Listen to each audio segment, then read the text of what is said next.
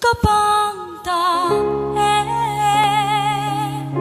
ngày chín đi lui